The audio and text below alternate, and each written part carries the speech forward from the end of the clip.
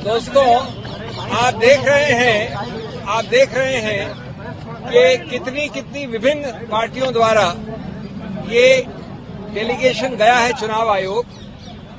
करीब सभी विपक्ष की पार्टियां यहां पर हैं।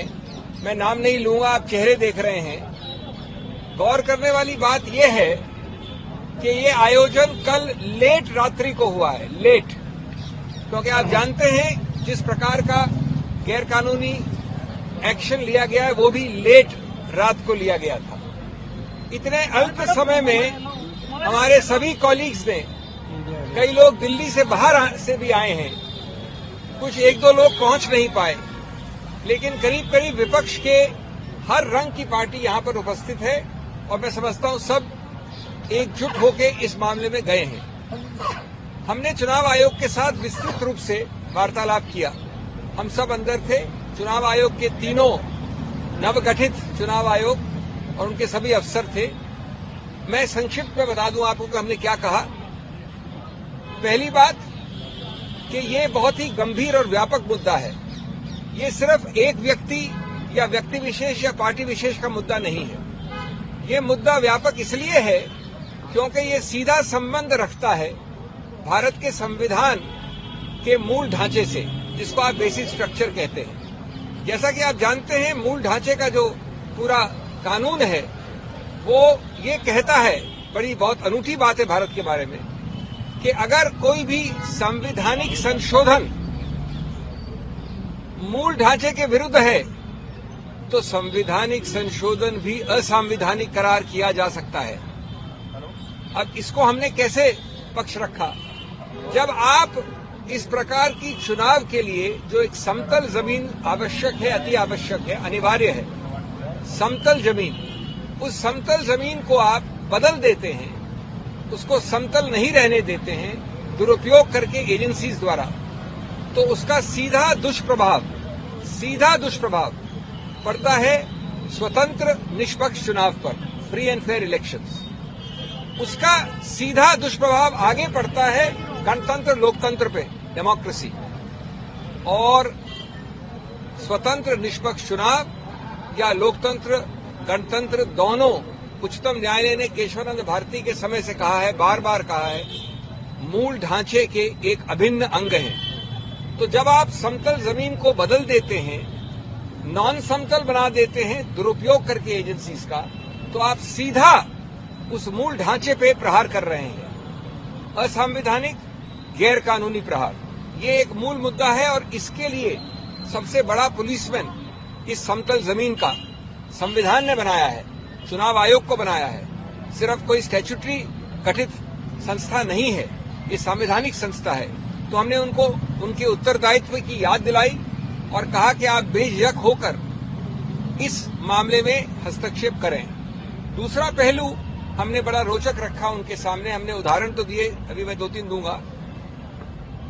स्वतंत्र भारत के 75 वर्ष के इतिहास में कई सरकारें आई हैं। उसका रंग ये भी हो सकता है, ये भी हो सकता है, ये भी हो सकता है। इसी सत्तारूढ़ पार्टी की सरकारें पहले आई हैं, लेकिन 75 वर्ष में कभी भी चुनाव के बिल्कुल शुरू में, चुनाव के आसपास एजेंसीज का दुरुपयोग ऐसे कभी नहीं हुआ। 75 वर्ष में पहली बार एक पदासीन मुख्यमंत्री को कल रात को गिरफ्तार किया गया है, पहली बार। कुछ हफ्तों पहले एक मुख्यमंत्री को मजबूर करके हटा के उसको गिरफ्तार किया गया। विपक्ष की बहुत बड़ी पार्टी, 125 साल से ज्यादा पुरानी पार्टी कांग्रेस के 94, 95, 96 के अकाउंट्स के विषय में 150 करोड़ से ज्यादा फ्रीज हुआ है। हमारे माननीय कांग्रेस अध्यक्ष, पूर्व कांग्रेस अध्यक्षा, सबने अभी आपके समक्ष 2 दिन पहले इस पर प्रेस कॉन्फ्रेंस भी की है। अभी हमको बता रहे हैं हमारे मित्र लेफ्ट के, येचुरी जी खड़े मेरे साथ, उनको भी वैसे ही नोटिस आए हैं। तीसरा पहलू, हमने एक सूची दी 11 और हाल के रीसेंट उदाहरण। पुराने उदाहरण तो सैकड़ों हैं। वो 11 के 11 एनसीपी से लेकर, टीएमसी से लेकर, कांग्रेस से लेकर विपक्ष के हर पार्टी पे है जहां पर एजेंसीज का दुरुपयोग हुआ है, गिरफ्तारी हुई है। लेकिन एक भी उदाहरण नहीं है सत्तारूढ़ पार्टी का। ये कौन सी जादुई पुड़िया खाई है सत्तारूढ़ पार्टी ने कि हर अच्छाई वहां है, हर बुराई यहां है, या सिर्फ बुराई दिखती यहां पर है? अगर बुराई वहां है तो दिखती नहीं है। वॉशिंग मशीन का तो उदाहरण आपने बहुत सुन लिया है, लेकिन ये समतल जमीन की मूल ढांचे को प्रहार करता है। हमने 11 लिखित और उसके अलावा 14 उदाहरण दिए हैं अभी अभी चुनाव आयोग को। तीसरा पक्ष ये है कि अगर कुछ गलती भी हुई है तो आपने कहीं ये नहीं दिखाया कि अभी इसी वक्त एजेंसीज की रेड आवश्यक है, अभी इसी वक्त इनकी गिरफ्तारी आवश्यक है। अरे भाई, अगर कोई नोटिस या कोई कार्रवाई 2023 से चल रही है तो आप 2 महीने और नहीं रुक सकते? आपको तो कार्रवाई करनी है, आप करिए। लेकिन ये क्या कि आप चुनाव के पहले वोट पड़ने से पहले ही चुनाव जीत जाना चाहते हैं। आप पहला वोट पड़ा नहीं, उसके पहले जीत जाना चाहते हैं आप, कानूनी तरीके से नहीं, गणतांत्रिक तरीके से नहीं। तो ये मामले जिसको कहते हैं आवश्यकता या जरूरत अरेस्ट की, वो किसने दिखाया है? मेरे पास अधिकार क्षेत्र है तो मैं अरेस्ट कर लूं। चौथा, हमने बताया कि आपके जो कई सारे सर्कुलर हैं चुनाव आयोग के, उसमें भी ये वंचित है।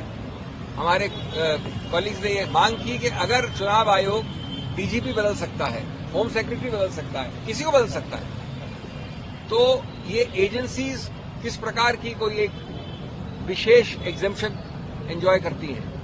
इन एजेंसीज पे नियंत्रण क्यों नहीं करता चुनाव आयोग? इन एजेंसीज के नियुक्तियां कम से कम इन 4 महीने के लिए क्यों नहीं होती चुनाव आयोग द्वारा?